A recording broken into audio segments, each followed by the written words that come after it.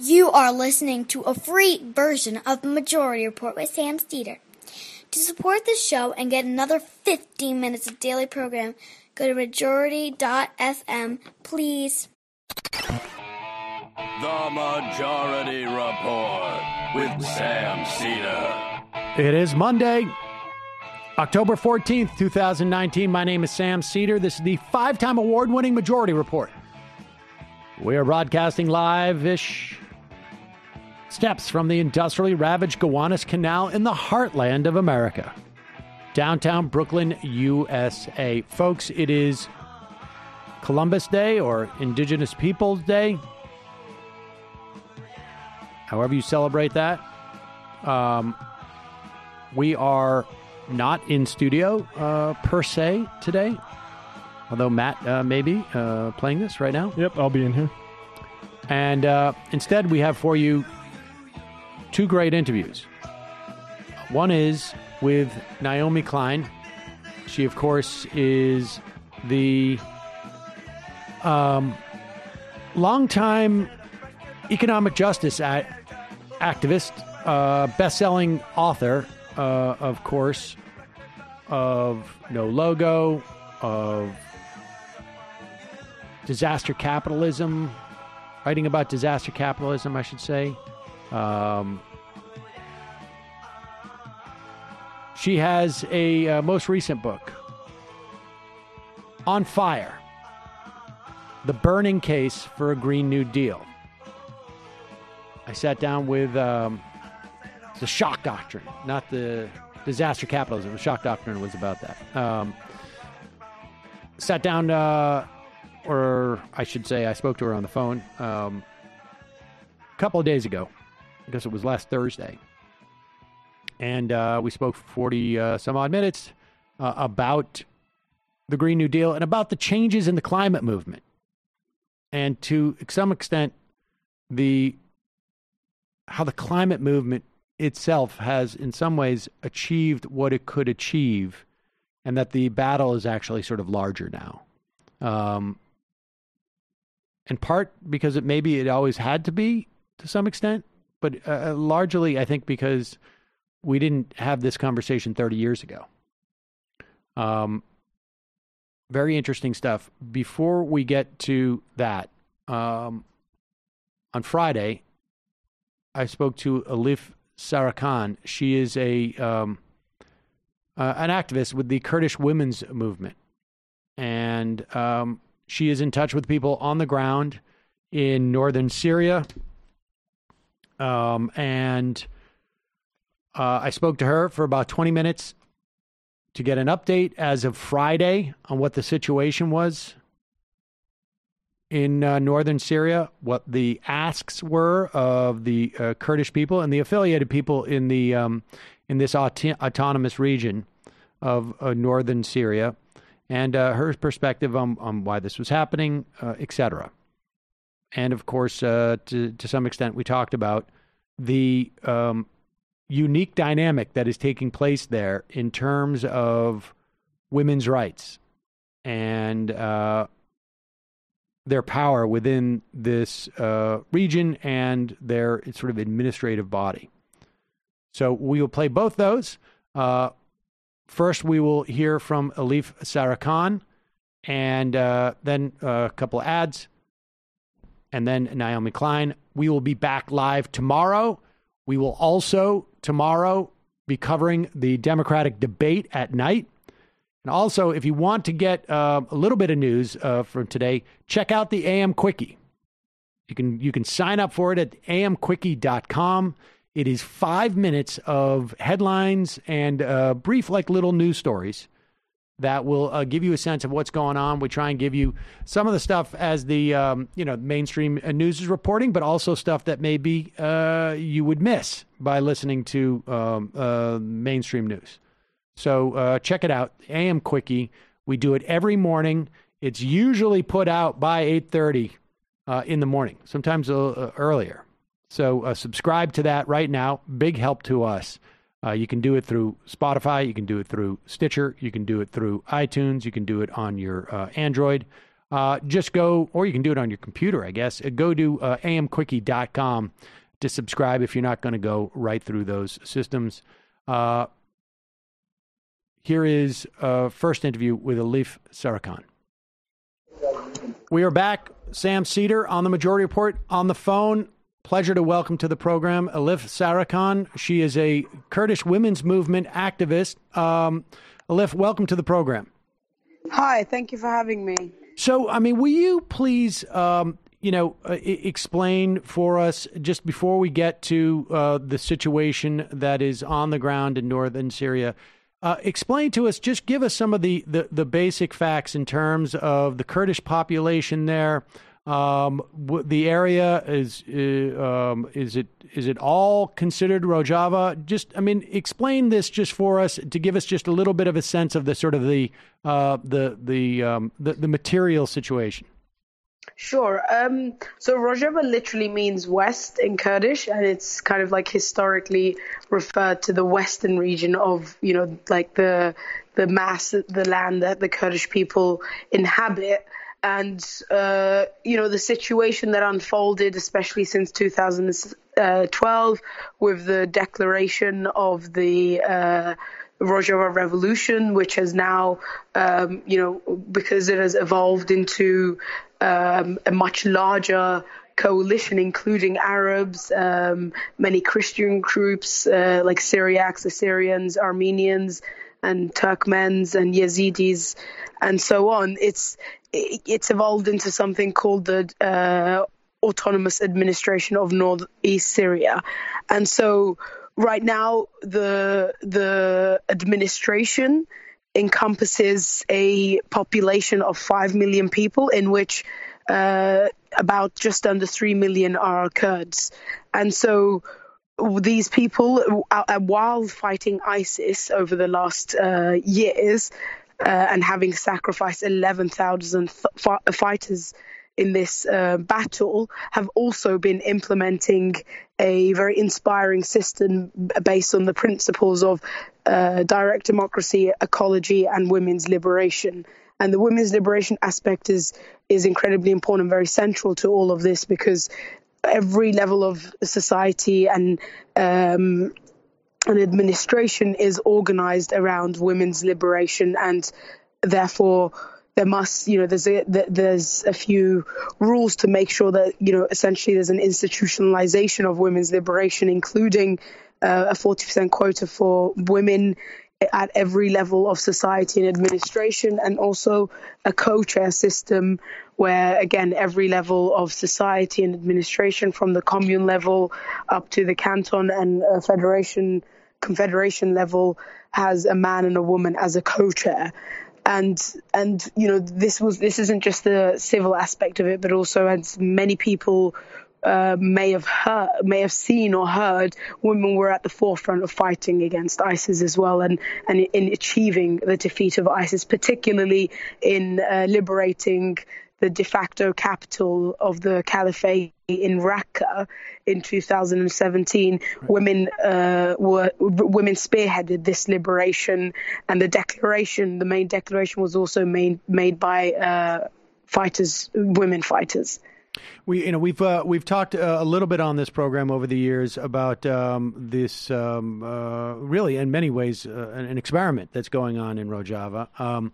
Let's just for a moment, before we return to that, I want to just talk about sort of the more of the specific situation that we have on the ground. So this has been a region that since the beginning of the Civil War, and I mean presumably prior to this, but since the beginning of the Civil War in Syria, has been largely fighting ISIS.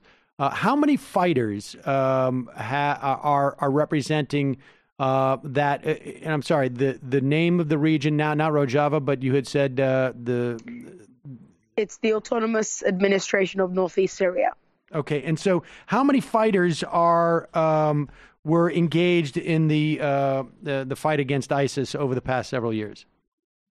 I mean, it's difficult to say exactly how many fighters were engaged in the fight. We do know that 11,000 fighters were killed in the fight against ISIS. who were obviously there were many Kurds in this that are a part of this figure. There's many Arabs and other groups as well, Yazidis, who were incredibly important and spearheaded the liberation of Raqqa.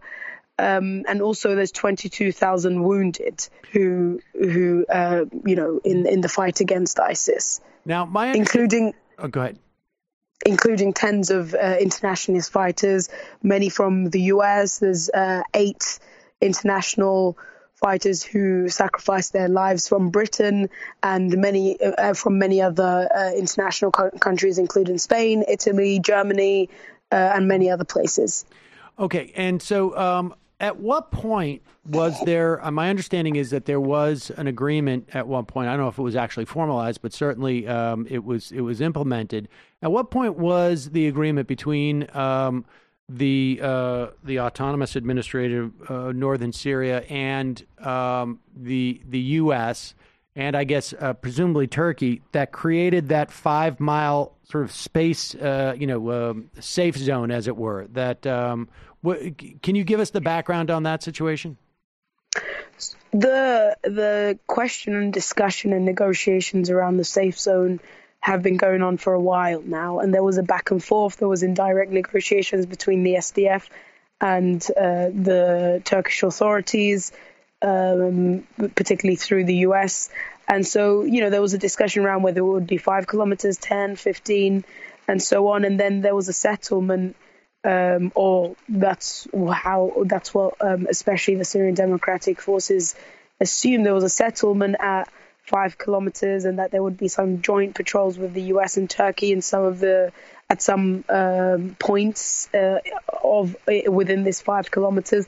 And the Syrian Democratic Forces implemented their end of the bargain. They were asked to destroy some of their fortifications on the border, which they did.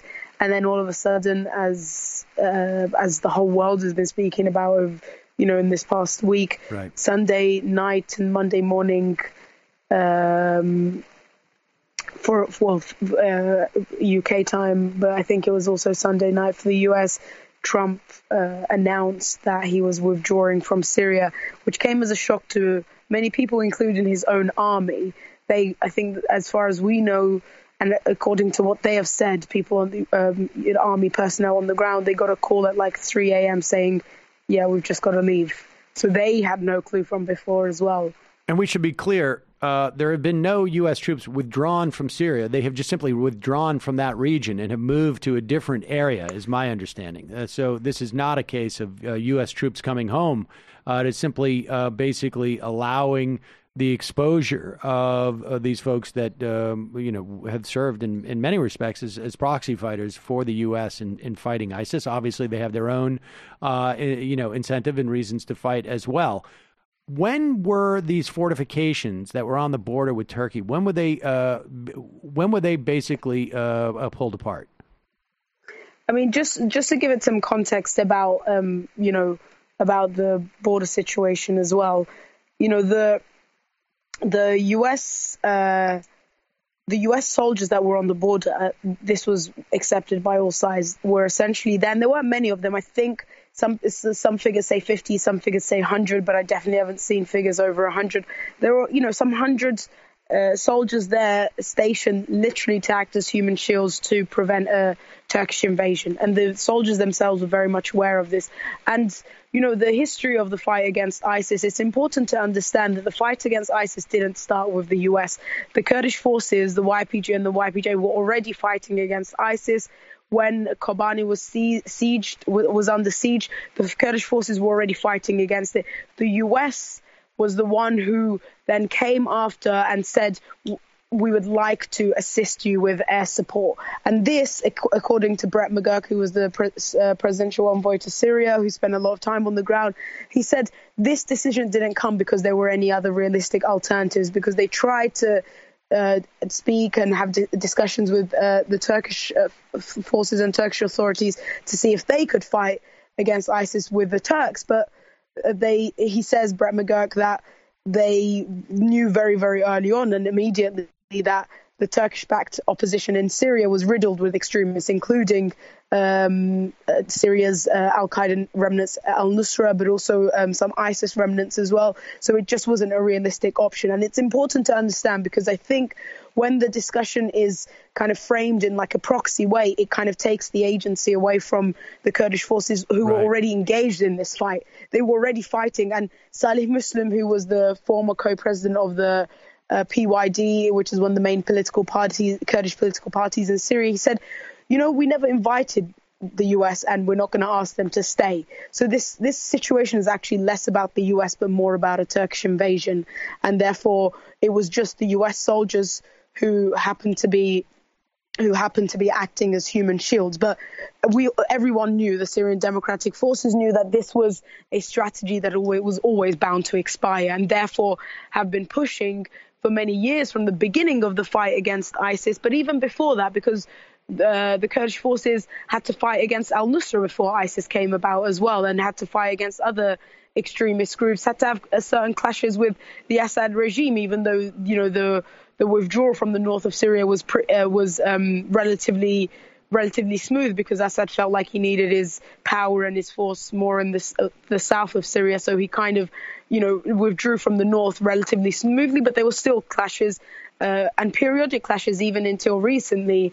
They've kind of like calmed down because, of obviously other interests at the moment, especially of the Assad regime. But that's really important to understand. And so about the fortifications, they were destroyed literally a few weeks ago to a month, over the summer, basically. And a few weeks after the fortifications were destroyed, this is what Trump announced after a phone call with President Erdogan. And I appreciate the point you're trying to make in terms of proxy. I guess, to a certain extent, there were aligned agendas here, and the bulk of the fighting, like you say, has been done by the Kurdish forces and the broader forces of the autonomous northern Syria. And it, the point being that these are not losses that the United States have had to suffer. And it appears, at least from my perspective, and I'm curious as from yours, that it is obviously the Turks who are invading. And I want to talk just a little bit more about that in a moment. But it does appear to me that they're doing it with it's completely sanctioned by the United States. That had the United States said no, had Donald Trump not said, had said we're not taking those small handful of troops there, that this would not be happening. Yeah, so it's unclear exactly what the conversation was between Erdogan and Trump on Sunday, but somehow Erdogan, who's been trying to convince Trump for many, many months, if not obviously a few years, to withdraw from that part of Syria, somehow found some leverage to be able to convince Trump. Now, some say, and I think, this is obviously speculation, some say that Erdogan has somehow promised Trump that he will give him some information on Biden. But again, no one knows exactly what the conversation was. Some of his own staff said that Trump was quite weak in this conversation and unfolded quite quickly. But, Erdogan's been trying for a very long time. And finally, he got what he's been wishing for many years, even before there was this tactical alliance between the Syrian Democratic Forces and the US. Because even during the resistance of Kobane, the US air support came in, slightly into this battle. It wasn't there from the beginning. Erdogan would make statements every day publicly on Turkish media saying Kobane is about to fall, and essentially welcoming an ISIS invasion of Kobane. And obviously we saw what happened in January 2018 in Afrin when he invaded again with his allied ground jihadi forces. In 2 months, about 1,000 people were killed. 300,000 out of 800,000 population was displaced, and there was wide reports and, reported by many, many different groups and media outlets of looting by particularly his jihadi allies on the ground, but also of kind of like reacting or reenacting ISIS war weapons of sexual slavery and harassment against women. My understanding is that the Kurdish forces are holding about 10,000, 11,000 ISIS prisoners, and then perhaps a multiple of that or at least are in the area of families of the ISIS fighters. I don't know if that figure is true or not. You might have a better sense of that. Can you tell me what you know about those prisoners and how are they going to be, what's going to happen to them in this context? So the figures you say are pretty accurate. And so, and this figure is across several prisons across, again, the region that is under Syrian Democratic Forces control. But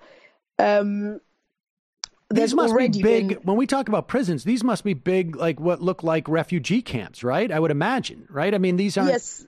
These aren't. They don't have cells for 12,000 people. These are like big camps. Is that not right? So some of mainly the families, the ISIS families, are in camps. The prisoners mainly the ISIS fighters are in, more prison-like structures. Okay. But there's already been riots in some of the camps, particularly in Al-Hol camp. We saw videos of that today of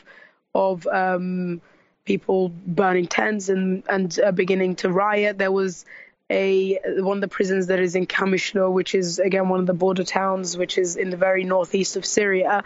There's again been riots in that prison. There's been some escapes from that prison as well. No one knows exactly what figure it is because it's just an incredibly chaotic situation, because these people now, the Syrian Democratic Forces, have to obviously resist and fend off a Turkish invasion, but also still continue to try and keep these ISIS prisoners, imprisoned, because they're obviously a threat to the whole of Syria, not just northeast Syria, and potentially the world. And so what has happened in terms of on the ground as far as bombings? I mean, how much of an incursion where are the Turkish forces? What have casualties been like at this point, and what are people anticipating in the region? I assume you're talking to folks on the ground? Yeah. So at the moment, so on Wednesday, when they began the actual invasion, there was, they began with 6 coordinated attacks across the border. They've been trying to take as many villages as they can, particularly on the border, and the civilian casualties. What we heard yesterday, again, it's difficult to get exact figures, especially in a chaotic situation like that, but it's in the tens. Yesterday the figure we had was over 10 civilians killed and about 20 injured. But today has been a very fierce day of fierce clashes. And so we know that the figure is much, much higher right now, but we just don't know exactly what. It's definitely in the tens, if not hundreds at this point. But it's even more scary that you can't get exact figures because the situation is escalating every single moment. And so what is the ask here? If folks in this region could have, had the ability to wave their wand, what would that look like in terms of? I mean, obviously, it would be the cessation of the invasion by Turkey, but by what means are people hoping that will happen? So, just to summarize and put the demands in context, it's this Turkish invasion, an illegal Turkish invasion, because an unprovoked attack is a war crime. And Erdogan declared this beforehand, that he was intending to commit ethnic cleansing when he was at the General Assembly of the United Nations just a few weeks ago. So he's not even making no secret of what he intends to do. And what it will do is 4 main things, which is cause the resurgence of ISIS. We've already seen that. It will it will essentially be a Kurdish genocide, and it will contribute to the international refugee crisis. There's already been 70,000 people displaced literally in a few days. And it's important to mention, because when people speak about the refugee crisis, they often speak about it as if it's a burden for Europe and the US, but these people don't want to leave their homes. They leave because they have to. And so this is just going to add to their pain of trying to find somewhere that they can be safe. But also, and perhaps equally as importantly, it will crush the democratic, ecological, and women's liberationist system that has been built there over the years. And this is one of the things that Erdogan sees as one of the biggest threats, because it's not just about Kurdish gains, but it's about what kind of Kurdish gains. And he sees that as a deep threat to his own power and his own authority, particularly domestically, but also across the region as well. And so the ask is, obviously, as you said, to reverse and stop this Turkish invasion. But one of the things that would make it a lot more difficult for the Turkish state to be able to carry out what they intend to carry out is for there to be a no-fly zone. So if they can't use air force, then they are considerably their power and their strength considerably decreases, of course.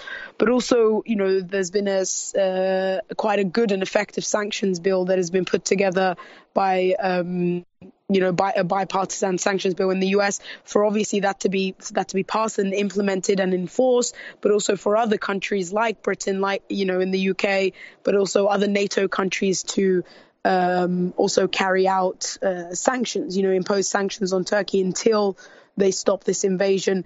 I saw that not yesterday, 2 days ago, Finland already stopped their arms sales with Turkey. I saw this morning Norway did that, and Holland has also suspended their arms sales to Turkey. And this is what we also need. We need internationally for the arms sales stop, but also on the ground for people who want to express solidarity. It's really important to follow the work Rise Up for Rojava is doing, and even on an individual level, to boycott Turkey culturally, academically, and touristically.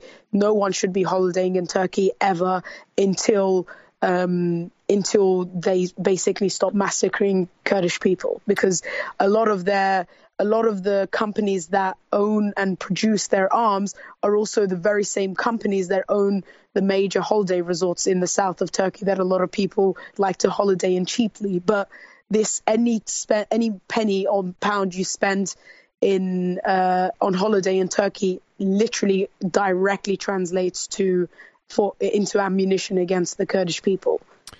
Elif Sarican, thank you so much for your time today. I really appreciate it. Thank you very much. Hey, folks, Babbel will get you speaking a new language quickly and with confidence. You can choose from 14 different languages: Spanish, French, Italian. What else did they have at Babbel? Russian, Portuguese, tons of languages. And the teaching method and speech recognition technology has been proven effective across multiple studies. Babbel's lessons are lovingly created by over 100 language experts. In other words, they're created by real people. These are not algorithms. Lessons are engaging and convenient. They last only 10 to 15 minutes. You can learn through interactive dialogues. So you'll perfect your pronunciation. You'll perfect your accent. Babbel is available as an app. It's available directly online. Babbel will sync your progress across all of the platforms. So you can go from the computer to your iPhone, to your iPad, to your tablet, whatever it is. You'll get synced all across the entire platforms. And we've got just about everybody in the office is now gearing up maybe for a major competition. I'm going to learn Spanish. To me, it just seems like the most obvious choice. But I can understand if people want to learn Russian or Portuguese or French or Italian. My sister speaks Italian. Trying to get Mila to use Babbel so that she can excel in it at school. If you haven't used Babbel, folks, you got to try this out now. And because you listen to the show, Babbel has a special offer for you. Go to Babbel.com, select the language of your choice. Once you try for free, you get a sense of it, you're ready to sign up. You select the 3-month option, and Babbel will give you 3 additional months for free. with the promo code majority. That's 6 months for the cost of 3 with promo code majority. Go to Babbel, BABBEL.com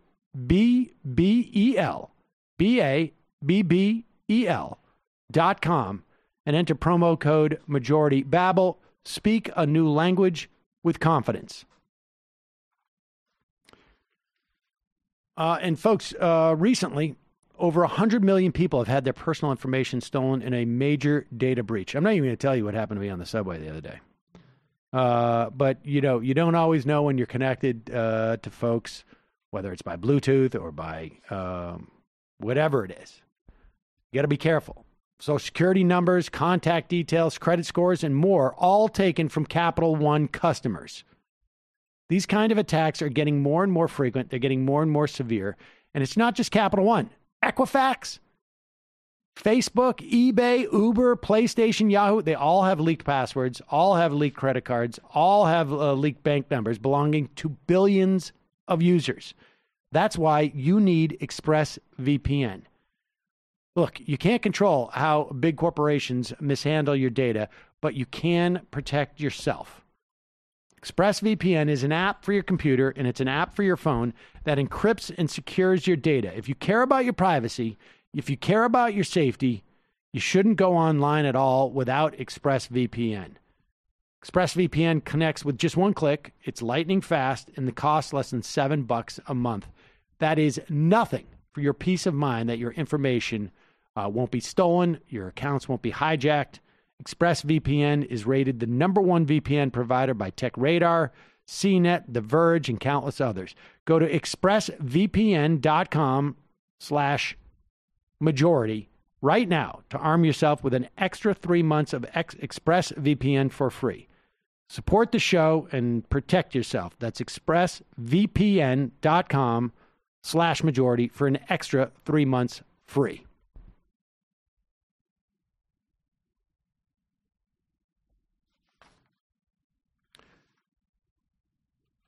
Hey, what makes a better toothbrush?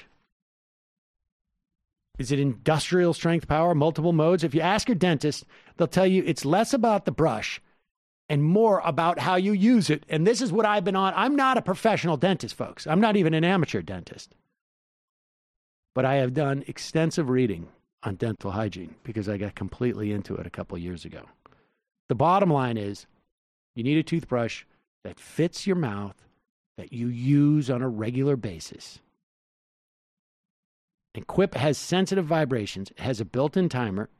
They guide the gentle brushing for the dentist recommended 2 minutes. 30-second pulses ensure an even clean. And Quip automatically delivers brush heads to you every 3 months for a clean new bristles right on schedule. That's what you're supposed to do. Change your toothbrush every 3 months, but you forget to do it. You can't remember. This is perfect for that because you don't have to. The sleek, intuitive design is simple to use. It comes with a travel cap that doubles as a mirror mount, too. Let's put it this way. Quip makes brushing something you actually want to do twice a day. And the bottom line is forming a habit, brushing consistently, brushing for the right amount of time is all that it takes. Here's the dirty little secret. You don't even need toothpaste. The toothpaste is just to freshen your breath. The fact of the matter, you want to keep your teeth at their best. You've got to brush. I love my Quip. Gave it to my sister. Her dentist said thank you to me. Not directly, I mean through my sister. But he was like, your teeth look much better. What are you doing? My brother got me a Quip. There it is, folks. Everybody in my family now has a Quip. They have them for kids, too. Saul loves it. These are not big, clunky machines that are going to fall off your sink and then drop down on the floor, and then you're going to have to clean it. No. They're basically the size of an average toothbrush, except for these are ones that are electric and send pulses. This is a simple way to support our show and start brushing better. Quip starts at just $25, and you get the first refill free at quip.com/majority. GetQuip.com/majority. It's getQuip.com/majority. Like I say, simple way to support the show and start brushing better. but you have to go to GetQuip, GetQuip.com/majority, GetQuip.com/majority to get your first refill free. Now, we're going to go to interview I did just on Thursday of last week with Naomi Klein about her latest book, On Fire. Be right back after this. So, Naomi, your latest book, the On Fire, the burning case for a Green New Deal. This is a book that is a compilation of things that you have written or talks that you have given over the course of almost, I guess, about 10 years with an introduction that in and of itself, I feel like could have been its own short book. Let's just, I just want to talk just a little bit about what's the idea behind the sort of, I guess, the being able to watch this argument lay out over the course of 10 years. Well, so I've been making the case for why responding to the climate crisis is actually an opportunity to fix a truly broken economic system for a long time now. And so, as momentum has built for the Green New Deal, and I've been writing about that and speaking about that over the past year, it just seemed useful to put it in the context of where this idea comes from. It is not a brand new idea. It's been part of the climate justice movement for a long time.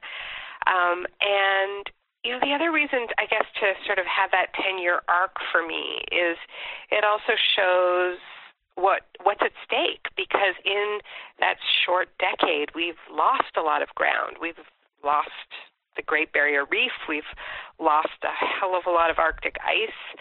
We're losing the Amazon. It's a reminder that even though we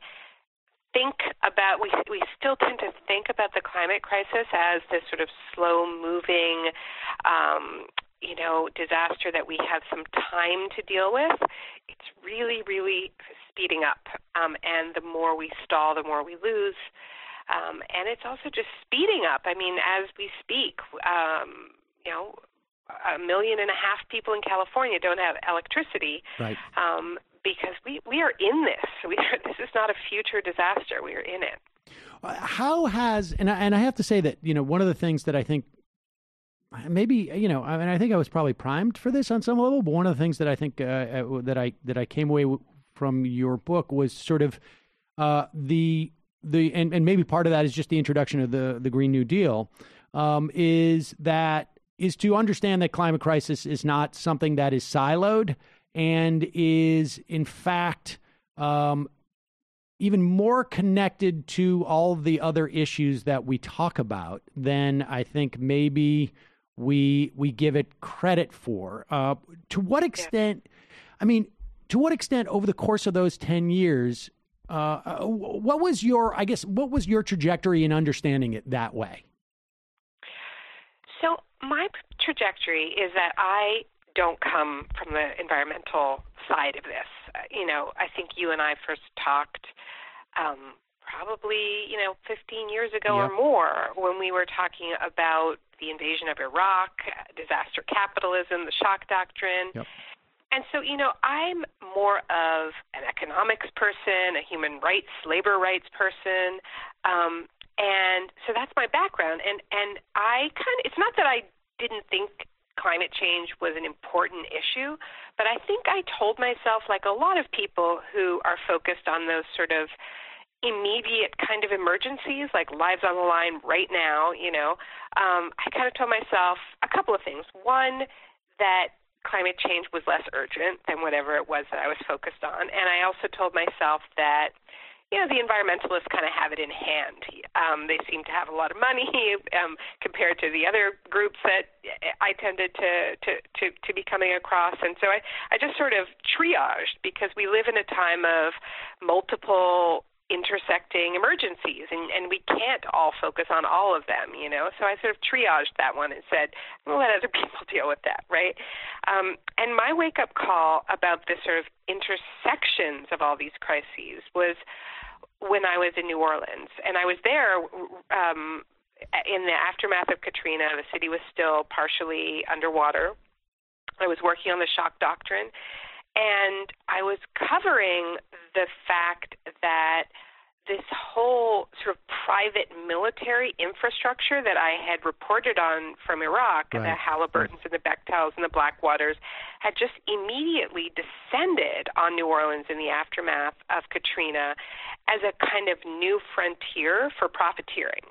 And in addition to that, you had all of these opportunists descending on the city, which had been evacuated, going, whoa, this is a great opportunity. It's a blank slate. Let's privatize the school system. Let's get rid of public housing and put up condominiums. And much of that happened. So, what I saw in New Orleans was this intersection of what happens when you systematically starve the public sphere, right? Those levees should never have broken. They broke because of infrastructure failure, just like, by the way, the electricity grid in California is so vulnerable because of years of neglect and privatization. And then this heavy storm comes along, breaks the infrastructure. There's no real response, and you have this overlay of white supremacy and vigilantes coming in, and the response is not let's figure out why this is happening and try to prevent it from happening again. It's let's build an even more unequal society that's going to be even more brittle in the face of storms. So that's when I realized, wait, climate isn't separable from all of these other issues, and it isn't just about things getting wetter and hotter. It's about things getting meaner, more divided, uglier. And I think, frankly, that's what we're seeing at the border. I think we're seeing that writ large globally right now with the rise of xenophobia and strongman figures like Donald Trump.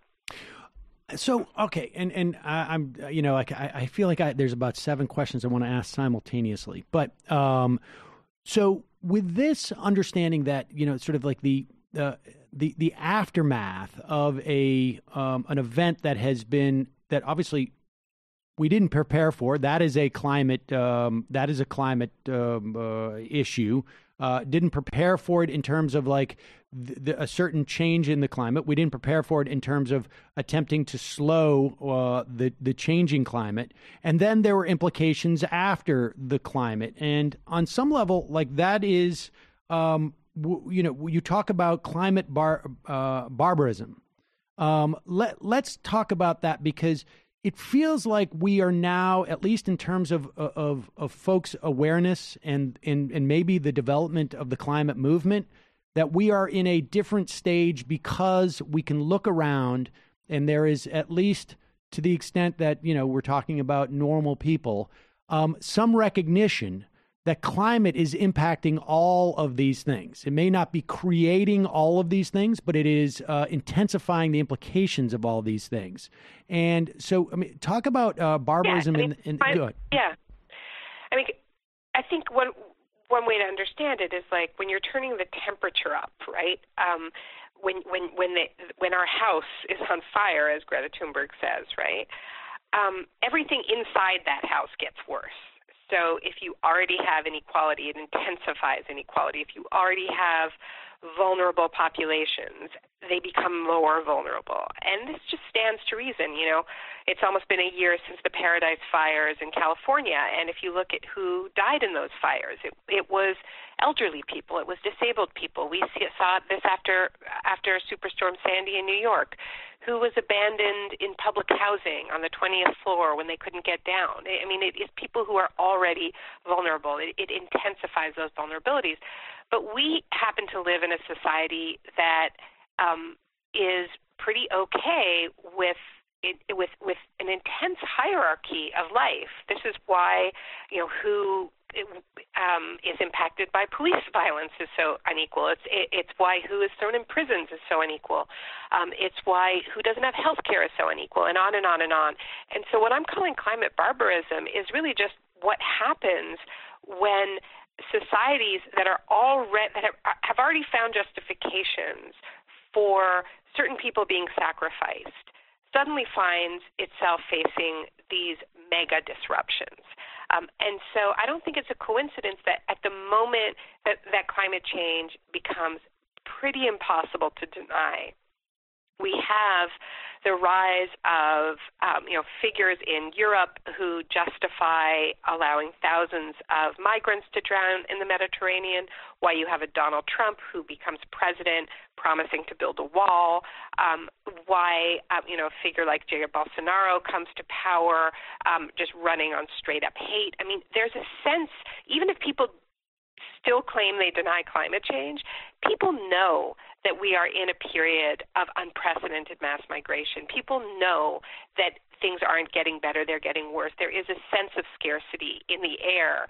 And so it's very easy for these guys to use a formula that I think we're seeing in many different countries, not just in the U.S., where you have a figure, a strongman figure who says, I'm going to protect the sort of real fill in the blanks, like right. Americans, Israelis, Italians, Brazilians, and define these outgroups, right, and pit people against each other and talk about invading armies and so on.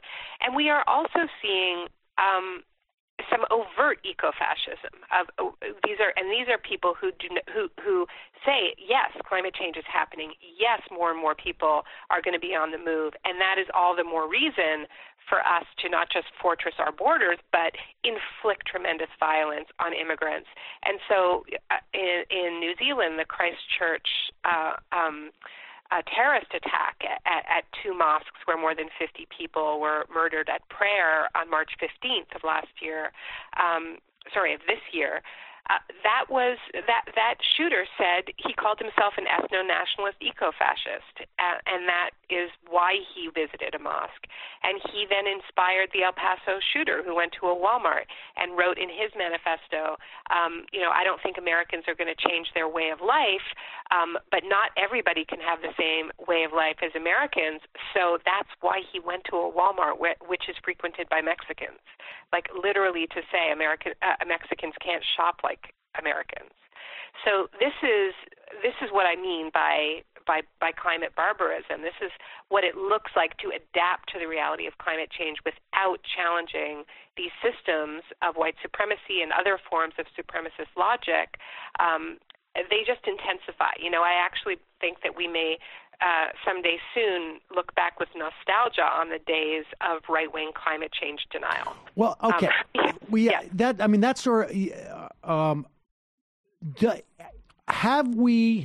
Has the climate movement on some level, to the extent that it's been constituted and the extent that we have known it for the past, 15, 20 years, I feel like people have been talking about it. And this notion of divestiture and making people awareness and, arguing for the existence of climate change. Has that moment, is the climate movement sort of obviously necessary, but is it now insufficient insofar as we are too close to and already, too close, but also to some extent already in the sort of problem zone, if you will, to simply address the question of people acknowledging that it exists, right? Because the Christchurch, like you say, the Christchurch shooter, he acknowledges it exists. Exactly. El Paso. So, what is the next iteration, and to what extent is it unhelpful to look at it as climate and more as, and this is where we're, obviously this is what your book is in many respects is about, is you get to the Green New Deal. To what extent is it, what has to happen to that movement, both in terms of in real terms, but also in the way that it projects itself to the rest of the world? Right. So this has always been too big for the environmental movement, right? Because this isn't a problem that can be solved by banning a substance or protecting a river.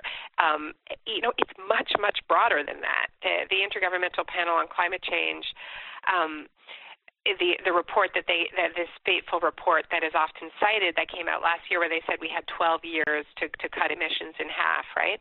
I mean, in the summary of that report, they said it is technically possible to cut global emissions in half in 12 years, but it would require unprecedented transformation in virtually every aspect of society. And then they went on to list them, because our whole economy is built on fossil fuels. So no, the environmental movement is not equipped to pull off the momentum required to transform every aspect of society. That's something that is actually going to require everybody, every aspect of society at the table, whether, it's farmers, it's workers, it's every possible constituency. So I think what's exciting about the Green New Deal framing is that it reminds us of a time in U.S. history when there were transformations in pretty much every aspect of society in the face of the twin threat of the Great Depression and also the Dust Bowl. So, when we talk about the New Deal, it's worth remembering that this was not a couple of policies. This was, re-regulating the banking sector. It was the Civilian Conservation Corps that planted 2.3 billion trees. It was electrifying rural America. It was a massive renaissance of public funding from the arts.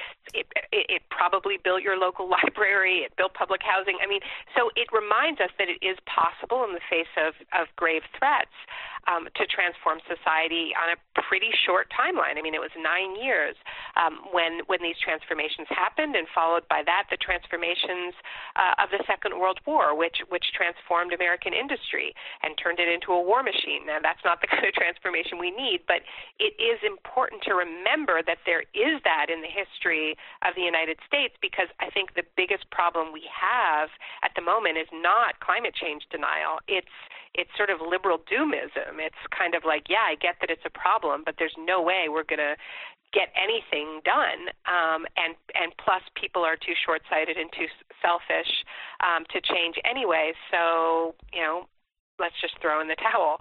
And there's a lot of that going around these days. I don't want to get too quibbly here, but just from a conceptual standpoint, would it have made sense? And I don't know. I guess people could argue about the political efficacy of this, and maybe you have a thought about that as well. But the Green New Deal being called a New Deal. I mean, as opposed to sort of because when it's announced as the Green New Deal, people are like, why are you giving job guarantees?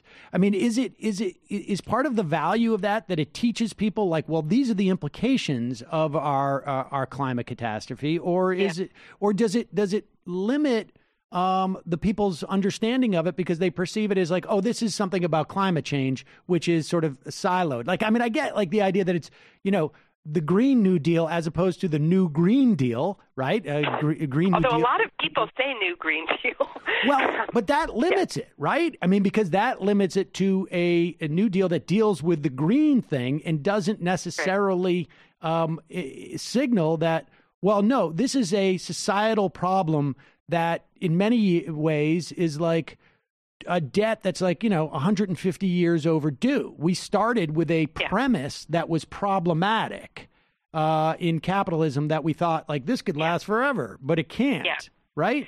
Well, I mean, the way I often talk about it is, I mean, it's a vision for the next economy, because our current system is failing, and it's failing us on multiple fronts, and climate is just the biggest one, is just the sort of meta one that affects everybody. But it's also failing workers. It's failing young people on so many fronts. I did when I launched the book, I did the event with Varshney Prakash, who's the executive director of the Sunrise Movement, and has done so much to put the Green New Deal on the map. And she was saying that there is such a huge generational gap around the appetite for this kind of change, because her generation has came of age in the rubble of the 2008 financial crisis, and they see this system failing them on every front, right? Whether it's jobs, whether it's guns in schools, whether it is tech companies that don't protect them from online hate and misogyny. It's just nothing is working. And so the idea that you could have an infrastructure for a next system, like an overall system upgrade, is actually really exciting. Now, your question about whether or not calling it green limits it, I mean, maybe. But at this point, I think that the real truth is that the reason why there's pushback is because there's a lot of money on the line. And this is going to cost fossil fuel companies and the banks that fund them many, many billions, if not trillions of dollars in wealth that they had planned to exploit as the planet burned. So no matter what you called it, they would be slinging mud at it on Fox News, plus the fact that the entire right-wing infrastructure, the entire think tank infrastructure exists as a counter-revolution to the original New Deal. So they're going to hate whatever New Deal it is, because what they hate is public funding, and they hate getting taxed, and they hate having to take responsibility for anything.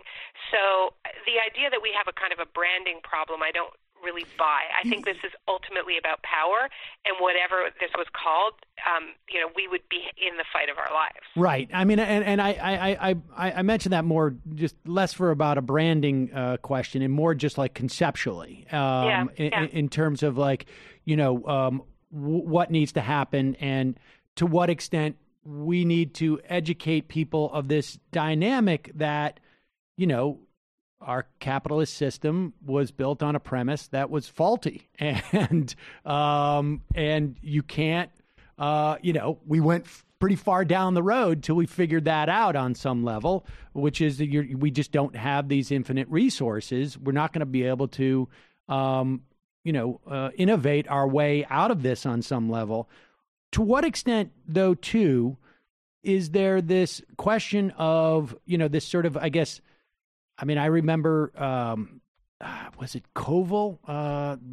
He was a Green candidate, and maybe 15 years ago, watching his response to Al Gore's movie, like a more inconvenient truth, or something to that effect, was his documentary, which was basically saying, like, people are going to have less. On some level, talk about that notion. It reminds me on some level with a caller that we have on this program who called me years ago when in the wake of the Affordable Care Act and Vermont's attempt at going for a Medicare for all there, where it's like, we've got to tell people there's going to be more taxes because we don't want to surprise them. It's still a benefit. But what about that notion of just like explaining to people, like, yeah, we're not going to get rid of hamburgers, but we're sort of going to get rid of hamburgers.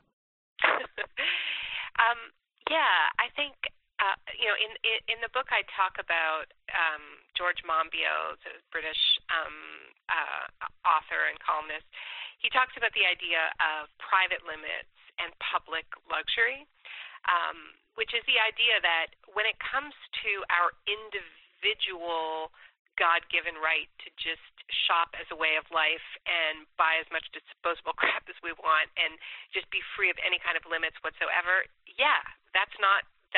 that is the problem. And we are going to have to be honest that there are going to be limits to how much over-consumers can consume. And I stress over-consumers because it's not everybody. It's 70% of global emissions come from the 20% richest people.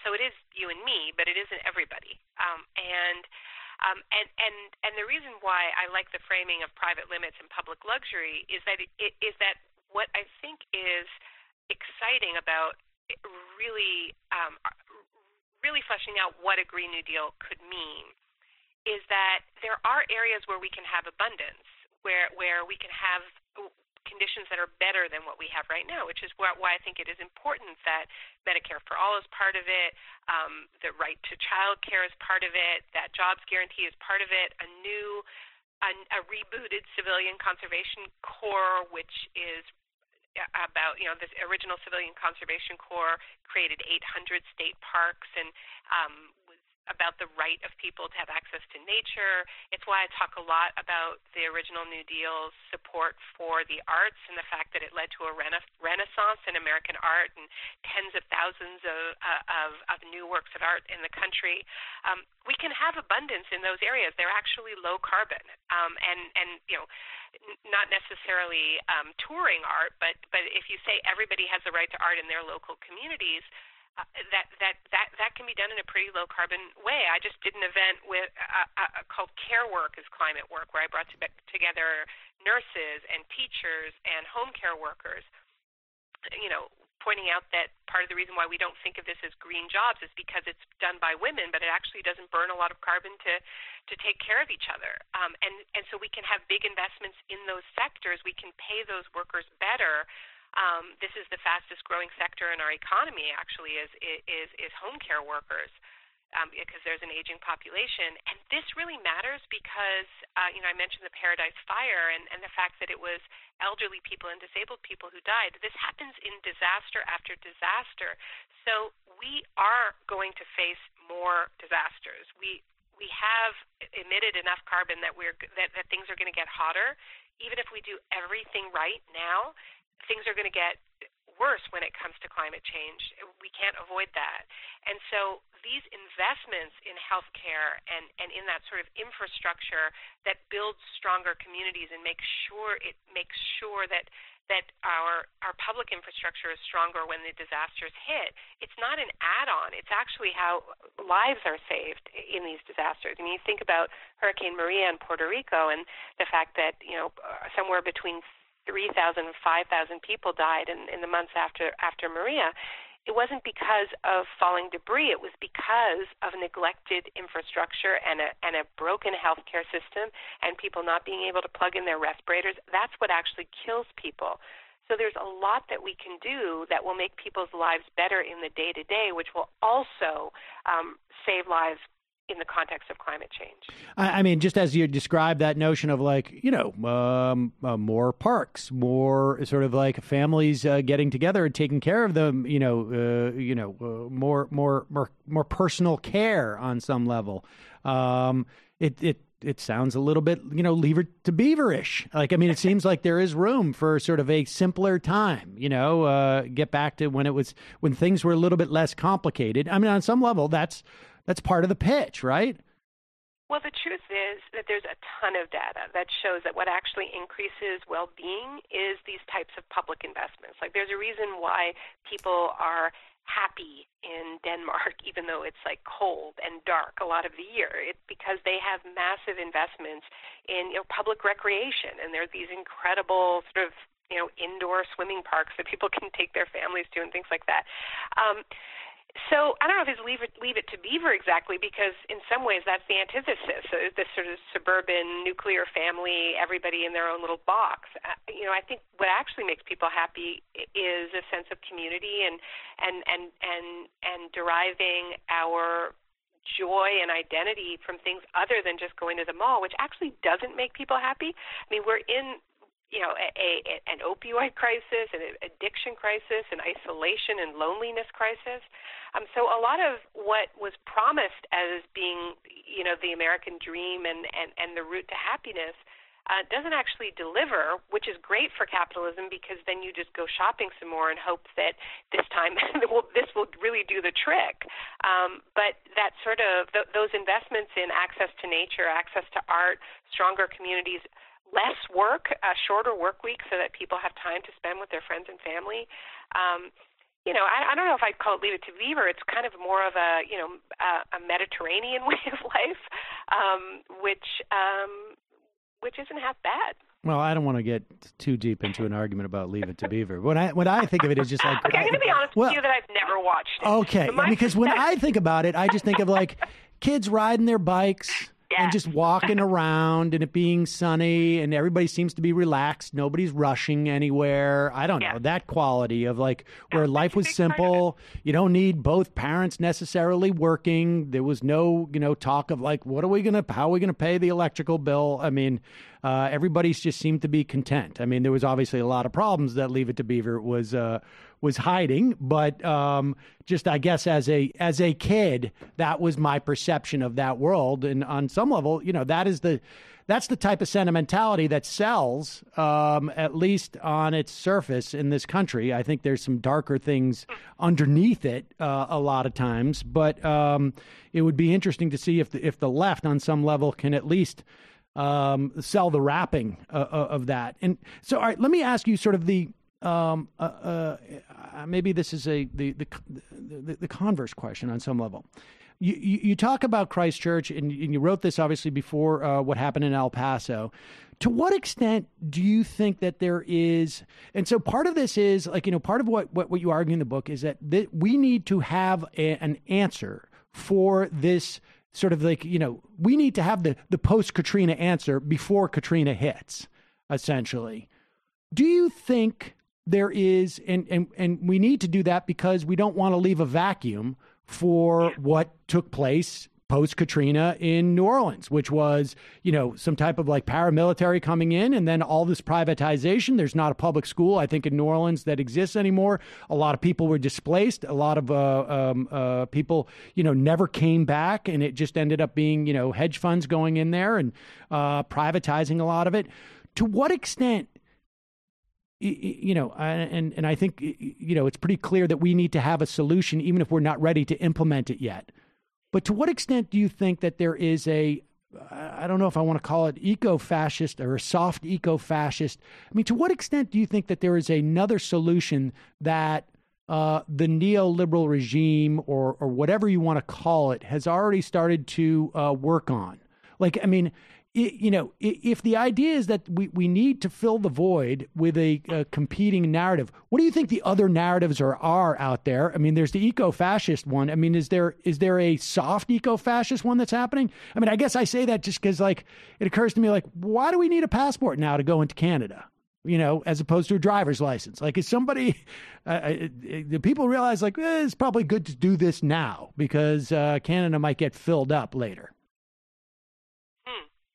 Well, I don't think it was Canada that was driving it. The passport thing, I think, came from the U.S. I can push the conspiracy even further, but I mean, I'm just using that as an example. But the wild-eyed 3 a.m. when I don't feel well is like, of course we've done that because we're going to take Canada over, and we just want to make sure that we get to choose who comes in. But oh gosh. I'm Canadian. I've been living in the States for a little while now, and one of the things that I find interesting is like the role of Canada in the imagination here. And I don't think that the Handmaid's Tale, the sort of narrative in the Handmaid's Tale where everybody gets to just go to Canada and they get their free health care in their care package. I'm not so sure Canada's going to play that role, but that's another conversation. Well, but I mean, on some level, it's conceivable that if we head down this road, Canada is going to be to the States as the States is on some level. I mean, obviously there's different resources and as the United States is to Guatemala. Right? Like, there's going to be some, no doubt, conceivable, there's refugees. The U.S. is more climate vulnerable. Right. I think just because there's more south, right. and the southern states are in the thick of it right now. Austin is 10 degrees hotter this year consistently this September this September has been 10 degrees hotter than average. So in terms of your question about and I don't want to get caught up in like a little bit extreme that way, but I mean, is there another plan that is out there? I mean, the eco-fascist has theirs. We're going to just shoot. We're going to literally just. Okay, so exactly. But I think that's the eco-fascist. But I think the soft, quote unquote, plan is just a kind of eco-apartheid or climate apartheid, which is just this sort of fortress borders, and the discourse of legal, illegal, security threat, not security threat, that has risen up in Australia, the European Union, the U.S., and the MO actually comes from Australia, where I think about a decade ago, the Australian government introduced this their island solution plan to how to deal with migrants coming to Australia. And the idea was, we're not going to let the boats land. We're going to intercept the boats, and we're going to send migrants to offshore detention camps on these remote islands. They had one in Nauru, which is a very small Pacific island, and another in Manus. They are privatized camps. They're run by for-profit companies. And the idea is that you pay these countries who are poor. It's a new model of economic development for desperate countries, of like, we'll pay you to be our jailers. And this is sometimes referred to as the Australian solution, and the European Union has started to adopt it. And so that's why has become illegal for humanitarian boats to rescue people off the coasts of Italy and Greece, because now the European Union has outsourced the patrols to what they call what is the, in quotes, the Syrian Coast Guard. I say in quotes because they're basically warlords, and they intercept the boats, or they don't, and many people are being left to drown. But when there is a distress signal, it is the Libyans that go, and they take them to these camps that are concentration camps where murder, where rape and torture are rampant. And now what we're seeing with Trump is something very similar, right? I mean, it's Guatemala hard to as a safe third country, essentially, or making a deal with Mexico. Keep right. them in Mexico. Make a deal with Honduras. Make a deal with El Salvador. First, you cut aid, right? So you increase the desperation, and then you say, here's your new model for economic development. You can be the jailer for migrants, and we'll give you some money for it, and you'll use our private contractors for it. So, I mean, this is not off in the future. That we are seeing this take shape right now. Yeah, that's disturbing. Well, I know you just got a couple minutes here, so let's finish with something that's maybe a little bit more hopeful. At one point, I think in the book you write that we're live. And I don't know the exact quote, but something to the effect of like, we're here at the last possible moment to really basically slow the roll, as it were, or to address it. Is that optimistic? I mean, is that positive? I mean, let's end this on something. I think we should all feel the weight of what it means to be alive in this moment in history, because we do have a window, and it's not a window to stop climate change. We are in climate change. It is going to get worse. But if we are lucky, and we do absolutely everything within our power, we should be able to stop truly catastrophic unraveling. And the space in which humans are going to be able to live on this planet is going to contract. That is part of what we're dealing with. We're going to be living on less of the globe, but we have this window, and there is something that is happening out there, because there is a massive generational shift. 7 million people participated in the climate strikes a few weeks ago. I think Greta Thunberg, may well win the Nobel Prize. Well, you'll know. I don't know when this is airing, but we'll find out tomorrow. Okay. Probably I shouldn't have said that. No, that's all right. But it's the kind of numbers that we're seeing at very, very short notice. Speaks to the fact that people really, really want to do something, and we're also seeing it in the polls. I mean, I've been writing about this issue for a long time, and one of the most frustrating things is that even among people who say they care about climate change, if you ask them to rank, if you ask people to rank their concern, they'll reliably place it last after pretty much everything else. Now, in the Democratic primaries, people are putting it up there with health care as their number one concern. So there is a shift, and And for the first time, we are talking about the scale of change that the crisis actually demands. Which isn't to say that every candidate, vying to lead the Democratic Party gets it, but a few of them really do. And so this is a game changer. It's never happened before. We've only ever talked about, what's better, a cap and trade or a marginal carbon tax. We have never talked about the sort of transformation that the crisis actually demands, understanding that actually this could be, a historic job creator. We actually have an opportunity to address many crises at the same time if we do this right, if we design this right.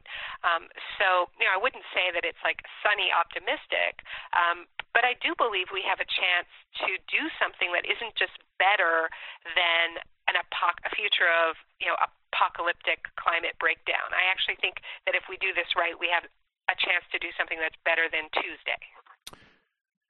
The book is On Fire, The Burning Case for a Green New Deal. We will put a link to it at majority.fm. Naomi Klein, thanks so much for your time today. I really appreciate it. Thanks, Sam. It's always a pleasure to speak with you. Take care. Bye-bye. It might take all the strength I got to get to where I want, but I know somehow I'm gonna get there. I wasn't looking when I just got caught between the truth and the lie bar. But finding out won't make me feel any better. Yeah, I know the clock is ticking, but the meds are gonna kick in, and my pilot light shining bright. I guess I'm where the choice was made, for the option where you don't get paid, for the road that bends before it finally breaks you. I guess somehow I lost my drive between the 101 and the 5. Do you know how far the detour takes you? Yeah,